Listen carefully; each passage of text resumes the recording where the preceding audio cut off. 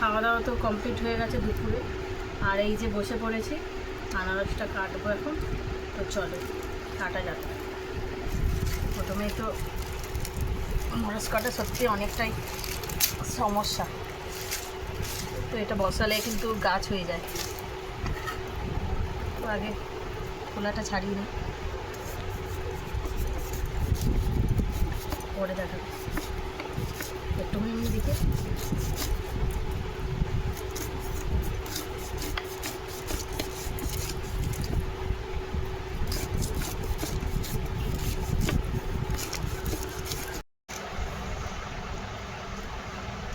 তো এই তো কাটা তো হয়ে গেছে, এখন হচ্ছে এই চোখগুলোকে কাটতে হবে। তো চলো চোখ কাটার প্রসেস দেখাই।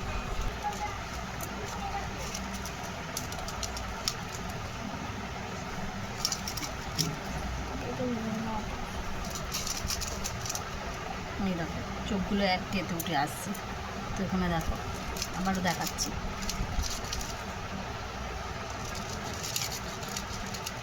দেখো উঠে আসছে।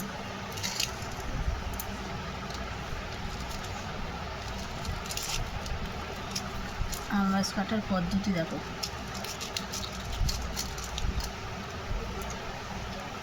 একদম ক্লিন হয়ে যাবে।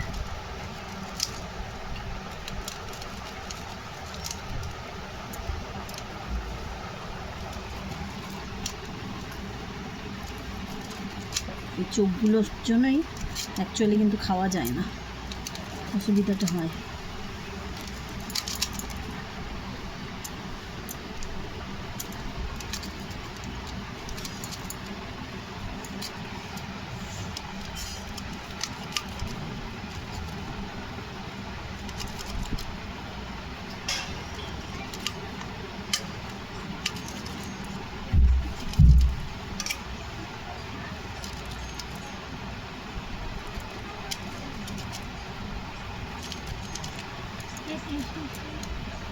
এদিকটা আবার হবে।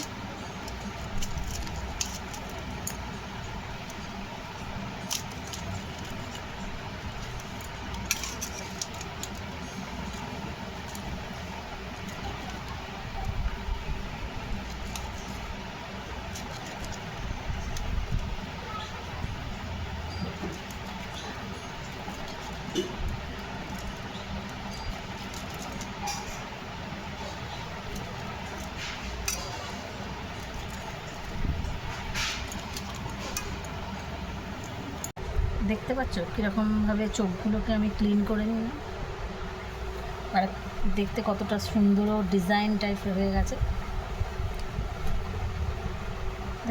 দেখছো সুন্দর হয়েছে না? তো চলো এবার এটাকে পিস পিস করে কেটে নেব। তো এই দেখো এই সিটটাও ফেলে দিতে হয়, তো অনেকে খায়ও, তো আমরা তো ফেলে দিই। চলো এবার পিস করি।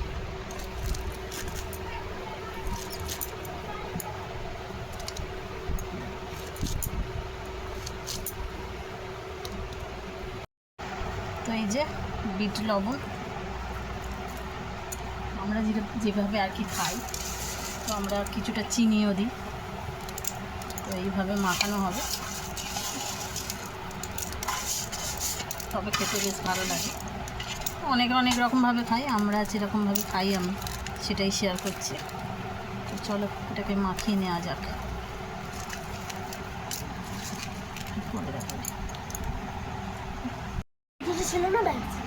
তো এই তো আমাদের চিনি আর লবণ মাখানো কমপ্লিট।